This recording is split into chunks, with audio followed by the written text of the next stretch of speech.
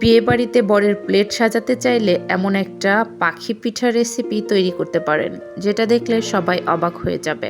প্রথমে এই পিঠাটার কথাই জিজ্ঞাসা করবে আপনাকে। এই পাখি পিঠাটা এত মজা, একবার তৈরি করে দেখতে পারেন। বিশেষ করে বাচ্চারা তো অনেক পছন্দ করে, হাতে নিয়ে ঘোরাঘুরি করে, তার পরবর্তীতে খায় এই পিঠাগুলো। প্রথমে পানি দিয়ে দিবেন। পানিটা যখন গরম হয়ে আসবে তখন এতে সামান্য লবণ দিয়ে দিবেন। বেশি তৈরি করতে চাইলে বেশি করে পানি দিবেন, আর কম তৈরি করতে চাইলে কম পানি দিবেন। যাই হোক, পানিটা যখন বলক চলে আসবে তখন চুলোটা বন্ধ করে ময়দা দিয়ে দিবেন। এখন কি করতে হবে বুঝতেই পারছেন। ময়দাটা খুব ভালোভাবে নাড়াচাড়া করে একটা সুন্দর ডো তৈরি করে নিতে হবে।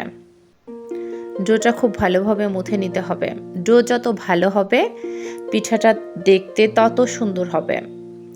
আপনারা একটু খেয়াল করে দেখেন কিভাবে আমরা ডো তৈরি করতেছি, আর খুব ভালোভাবে মুথে নিতে হবে। তারপর আমরা এভাবে লিচি কেটে নিব। দেখেন, ছোট ছোট করে লিচি কেটে নিতে হবে। তারপর এটা এভাবে গোল করে তারপরে স্টিক তৈরি করতে হবে। এখন আমরা ময়দার স্টিক তৈরি করব। এই যে একটু খেয়াল করে দেখেন কতটুকু স্টিক তৈরি করতে হবে, খুব ভালোভাবে খেয়াল করে দেখেন। হাত দিয়ে এইভাবে স্টিকগুলো তৈরি করে নিতে হবে। আমরা এখানে 6টি স্টিক তৈরি করেছি।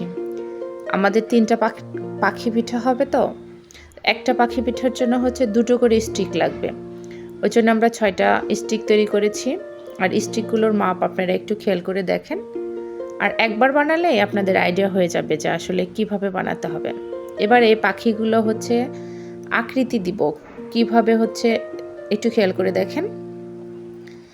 ইউ, প্রথমে আমরা ইউ দিলাম, তারপরে আমরা আর একটা উল্টা ইউ দিয়ে দিয়েছি। এবার এই যে এইভাবে ঘুরিয়ে নিতে হবে। এটা আমাদের মাথা হবে, একটু খেয়াল করে দেখেন। তারপর আমরা আর একটা মাথা তুলব। এই যে দেখেন, এই দুইটা আমাদের মাথা। আর এইখানটা চাপ দিয়ে আমরা ঠোঁট তৈরি করে নিব। এইখানে আমরা ঠোঁট তৈরি করে নিলাম। এবার যে এই সাইডে কালো জিরা আছে, কালো জিরা দিয়ে চোখ দিয়ে দিব। আপনারা চাইলে কালো জিরার জায়গায় লবঙ্গ দিতে পারেন। আর একটা কালো জিরা দিয়ে দিলাম, একটু দেখতে যেন চোখটা বড় বড় হলে একটু দেখতে সুন্দর লাগবে, যার কারণে আর কি 2টো করে কালো জিরে দিয়ে দিলাম। একটু ভিতরে চাপ দিয়ে দিবেন। এই পিঠাটা যখন ভাজা হবে তখন যেন বের হয়ে না আসে।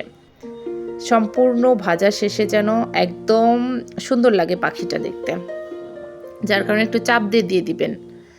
দেখেন আমাদের একটা পাখি পিঠা। এখন আমরা একটা লেজ দিয়ে দিব। একটা কাঁটা চামচ দিয়ে একটু হালকা করে চাপ দিলে সুন্দর লেজ হয়ে যাবে। এই যে দেখেন, একটু খেয়াল করেন। আচ্ছা, আপনাদের সুবিধার্থের জন্য আরেকটা পাখি পিঠা আপনাদের তৈরি করে দেখাই।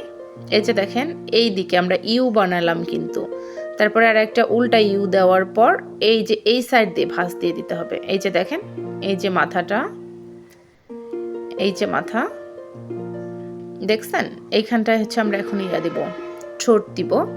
হালকা করে চাপ দিলে ঠোঁট হয়ে যাবে। আর একটা ঠোঁট।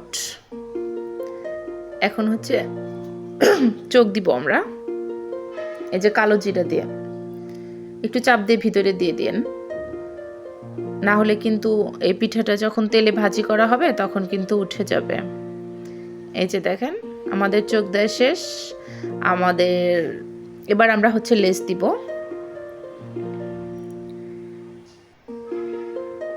এই যে কাঁটা চামচ এইভাবে দিয়ে এই যে এইভাবে তুলবেন, তোলার সময় একটু এইভাবে তুলবেন। দেখেন লেজটা কত সুন্দর হয়েছে। আর পাখিগুলোও কিন্তু দেখতে অনেক সুন্দর লাগে। এইগুলো কিন্তু আমাদের এখন তেলে ভাজতে হবে। তেলে ভাজার পর এগুলো চিনির শিরাতে ভিজাতে হয়। ভিজালে এটা খেতে অনেক মুচমুচে এবং অনেক সুস্বাদু হয়। আচ্ছা, এখন আমরা তেলে ভাজবো। তেলটা যখন হালকা গরম হয়ে আসবে পিঠাগুলো আমরা দিয়ে দিব। পাখি পিঠাগুলো আমরা দিয়ে দিব। আচ্ছা, একে একে আমাদের পিঠাগুলো দিয়ে দিচ্ছি।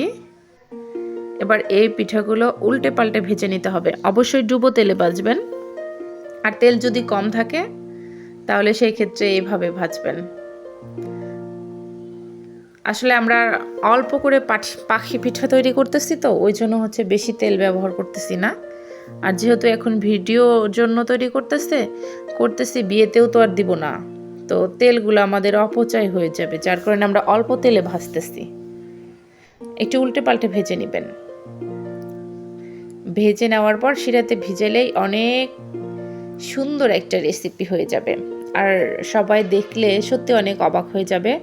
খেতে অনেক সুস্বাদু এবং মুচমুচে। আর একটা কথা বলি, যদি ভিডিওটা ভালো লাগে অবশ্যই লাইক, কমেন্ট এবং চ্যানেলটি সাবস্ক্রাইব করবেন। ধন্যবাদ।